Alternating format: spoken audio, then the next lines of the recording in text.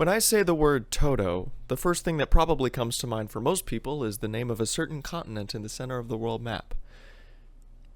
Either that or this scraggly little rascal from The Wizard of Oz. In any event, I've always found it strange that Africa seems to be more culturally relevant than pretty much every other Toto song combined. And don't get me wrong, the slightly hyperbolic statement I just made is not one born of resentment. If Africa weren't as successful as it was, I may never have discovered my 7th favorite band of all time. It's just sort of disappointing that the vast majority of their prolific and fruitful catalog has been entirely overshadowed by a 5-minute pop tune, which, despite being extremely well written and produced, does not even begin to express their creative potential. And that is something that I will be setting out to express in this video. Now, one of the key characteristics to understand about this band is that it's essentially a supergroup of session musicians. If you pick a famous pop rock album from the 70s or 80s out of a hat, chances are one of the members of Toto played on it. Steve Lukather, the founding guitarist of the group, famously arranged and performed the main guitar riff of Michael Jackson's Beat It, just as an example, and Jeff Porcaro's drumming is widely considered to be the gold standard of rock percussion in general. In fact, all the members of Toto were operating at such a high level of proficiency that they managed to achieve a respectable amount of success right from the jump. Most rock bands, with a few notable exceptions, have a developmental period for a couple years before they find their footing in the industry.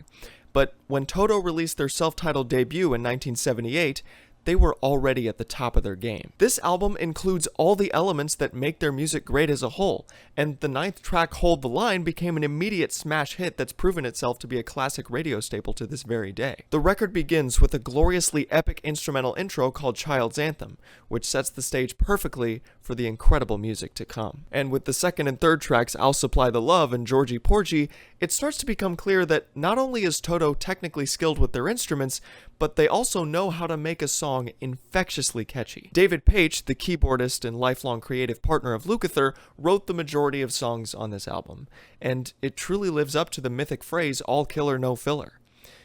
Let me tell you, this LP doesn't just have hooks, it has lines and sinkers. The song You Are the Flower features what is possibly the tastiest 16-bar guitar solo I've ever heard, and the following track, Girl Goodbye, kicks off side 2 with a dark, driving groove, the addictive nature of which makes 6 minutes feel like 2. And with the dynamic finale, Angela, bringing the album to an emotionally climactic finish, you've got yourself an instant classic of a rock and roll record. And the crazy part is that it's not even their best one. But before we get to that, I want to talk about their 1979 follow-up, Hydra, which, in my opinion, is the first time we get a glimpse into the true scope of their artistic identity. The name Toto means complete or whole, and it's meant to symbolize the all-encompassing versatility of the band's musical style. Toto, at its core, is an AOR rock band, sure, but their songs have a seasoned sophistication to them that goes well beyond your average FM rock. As a function of their ample experience working in the studio with so many different musicians during their session work, they were able to draw a wide breadth of influences at a uniquely intimate level, and these influences manifest emphatically as early as the first album in the form of R&B, jazz, and even classical harmony. Of course, there was no shortage of progressive rock bands that were already incorporating these elements into their music, especially in the 70s, but the magic of Toto is that they were able to make it accessible enough for the Billboard charts. However, the revealing part of this story is that they could have just followed up the resounding success of their first album with Toto 2, complete with 10 more easy listening tracks. And I have no doubt that the record label urged them to do precisely that, but instead, they released Hydra, an album of 8 genuine, unflinchingly progressive rock songs. One could reasonably surmise that this was not as financially lucrative as their previous release. But that was never the point. This sophomore project is emblematic of the mission statement of this band, in particular, its capacity to experiment with eclectic songwriting. Toto is complete. It is whole. It is tasty prog jams. And it's also like a like a sword, apparently. I think I guess it's supposed to be some kind of sword. At any rate, this album bursts out of the gate with a 7-minute title track that would make any D&D progger cream their jeans, and the record impressively manages to maintain that high caliber momentum for the rest of side 1. St. George and the Dragon, 99, Lorraine, I mean, each one of these songs basically controls its own cortex in my brain from their absolutely irresistible grooves. And it's not just that they're catchy, they're also arranged in such a way that I find something new every time I revisit them. It seems like they were in the recording booth and posed the question, how many independent layers can we weave into this section without introducing any dissonant friction? And let me tell you, as somebody who's frequently asked myself that question in my own songwriting,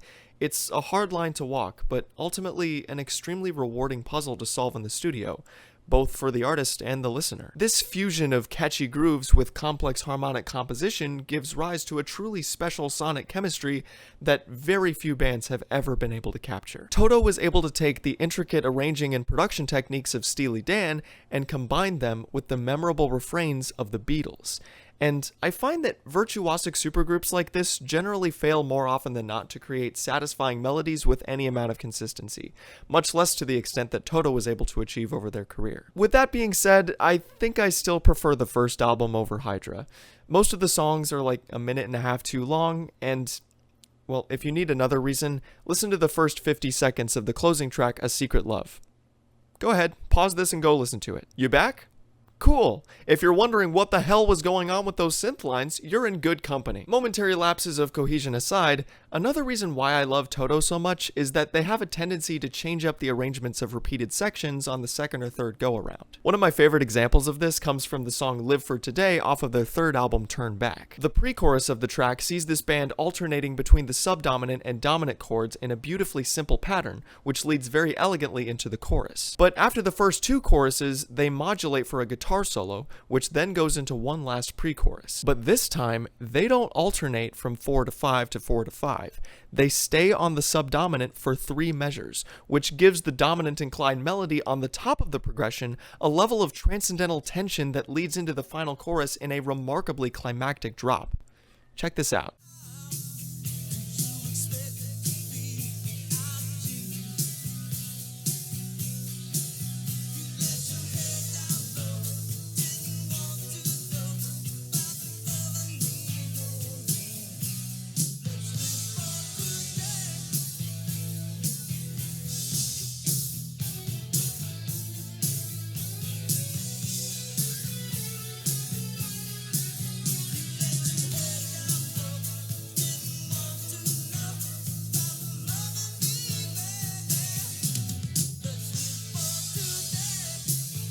I will always give a band brownie points for making small adjustments to the established form in a way that contextualizes the overall arc of the song.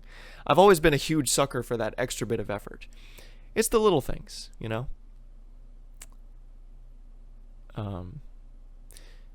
Although, now that I think about it, I think I might have to actually give it to the big things, because I just feel like they have a slight edge over the little things, just kind of categorically. They might be slightly more important. I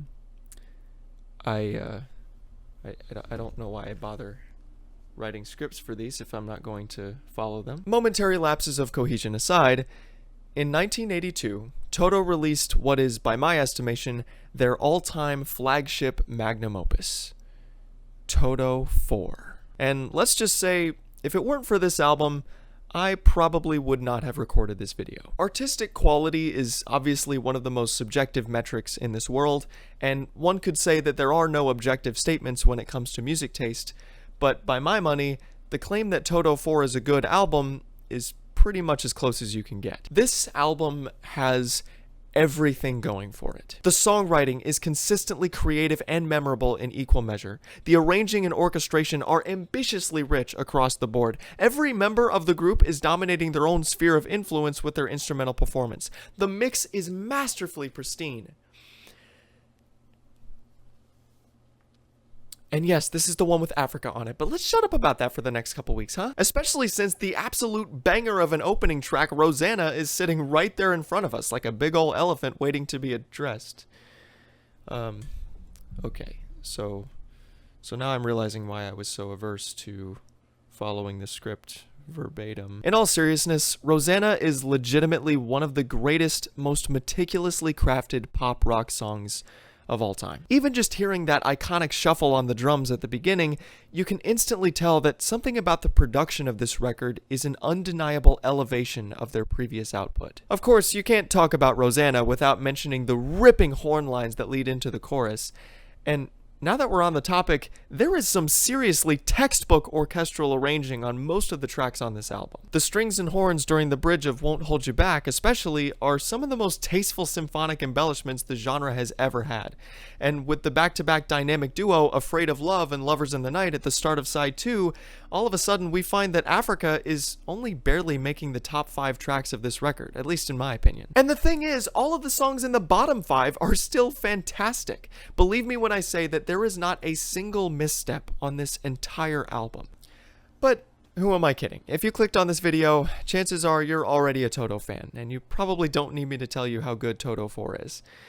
I guess if you take away anything from this video, I hope it's the fact that there is a wealth of bountiful treasures to be found in the lesser-known projects of this wonderful band's catalog. I already talked about their first 4 albums, but you also can't go wrong with Fahrenheit and the 7th one featuring Joseph Williams. The first side of the latter release in particular is one of the most solid groups of songs you could ever ask for. In 100 years, it is a real possibility that the legacy of Toto will be entirely defined by Africa.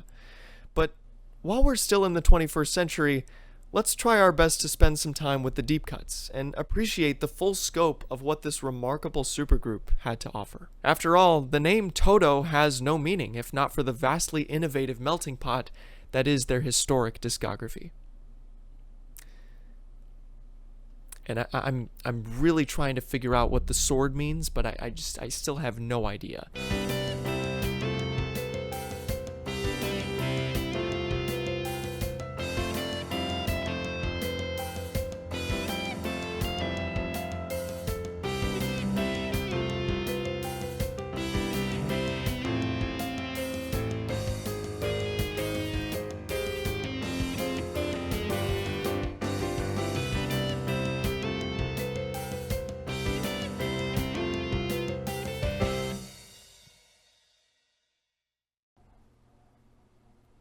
You know, maybe it doesn't mean anything. Maybe the sword is just a cool symbol. I mean, we are talking about the band who seems to be incapable of writing a song about anything other than a female love interest whose name ends with the letter A, so